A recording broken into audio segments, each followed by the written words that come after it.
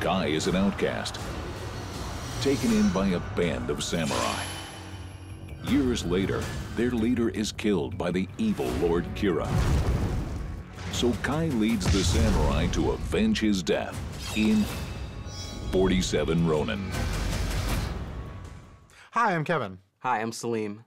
And I'm Brenna, and today we're here to talk about 47 Ronin, the new samurai film. We've all just seen it. Who wants to start us off? I'll start. I like Keanu Reeves, not necessarily because he's a great actor, but because he has a great appreciation for the films that he does, especially martial arts movies. And in this one, I can see a great appreciation for not just martial arts, but for Japanese culture. It doesn't quite work. You have this first act that's predominant, that could be a flashback. So clumsy. It takes so long to lead up to the actual story.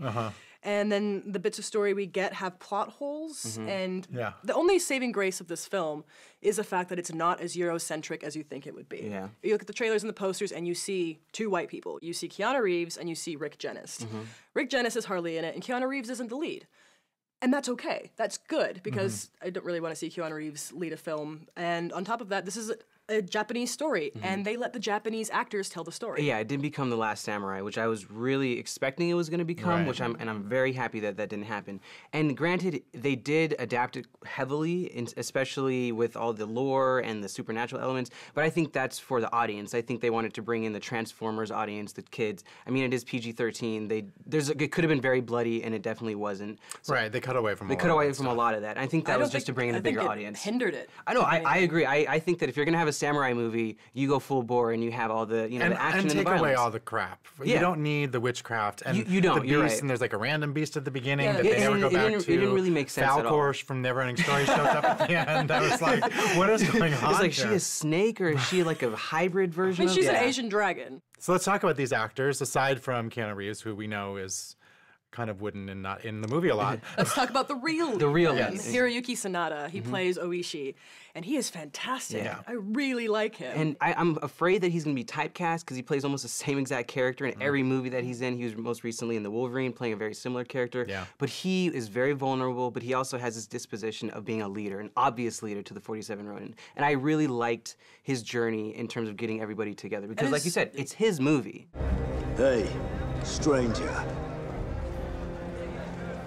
What's your business here? I'm looking for a half-breed.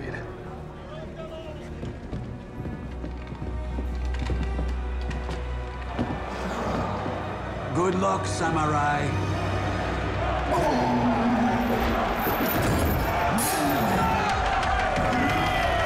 What I did like is the Japanese actors here. They're speaking in English, and sometimes with Japanese actors, the accent's a little bit thick, a little bit hard to understand, but I thought they did a really good job.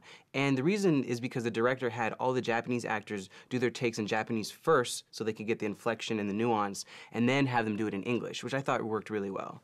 Back to Keanu Reeves for a second. He just gets lost in here. Again, they advertise him as being the lead. They start the story off as him being the lead, and then suddenly he just has nothing to do. And then I read that they kept on doing reshoots to give him close-ups and a couple lines. I'm like, he has 10 lines in the whole movie. How many did they have to add? Because he has such an appreciation for the culture, he read the script, he knew he was going to be brought on because he's Keanu Reeves, but he's like, no, this is about Japanese characters. It shouldn't be my movie. So I think he probably toned his role down a little bit. And the studio maybe was saying, no, you need to be in this movie. The studio might have toned it down for him. My problem with the directing, which is by Carl Rinsch, is that it seems to be a lot of posing. There's a lot of just stoic posing so that, there's a tableau and it looks pretty, but nothing seemed natural. It just seems all unnatural. Yeah, particularly since the script has very realistic dialogue. We're not weighed down in proverbs. Right. So we have this realistic story, but we still have this very, I am going to pose and be beautiful and statuesque because I am a fantastical Asian character. It's interesting that you're talking about script because we have two writers here, Hossein Romini and Chris Morgan. Now we know Romini from Drive, great script, very well written, and then Chris Morgan, obviously known for his action, and so Fast and the Furious. Fast and the Furious. So you can see both of them being molded here because I thought there were some great lines of dialogue. You can see them clashing. No, they are clashing. No, they're definitely clashing. I did see some great dialogue at times, but then there are other things that were quite derivative. Yeah, the seams are very sloppy and obvious where these two meet.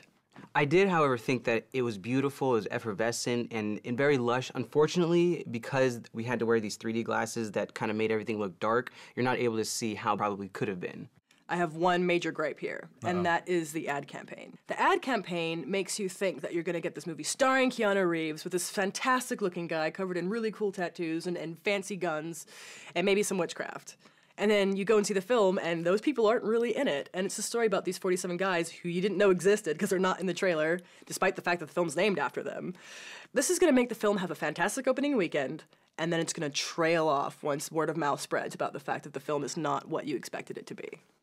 47 Ronin aims for epic and grand, but it never quite reaches the heights it strives for, so I say skip it.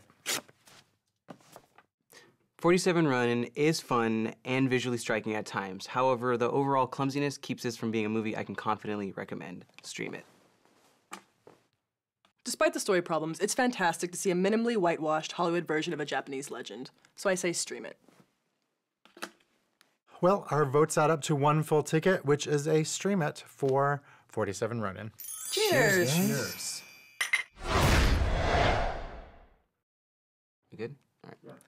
I'm Salim. You're like, ah.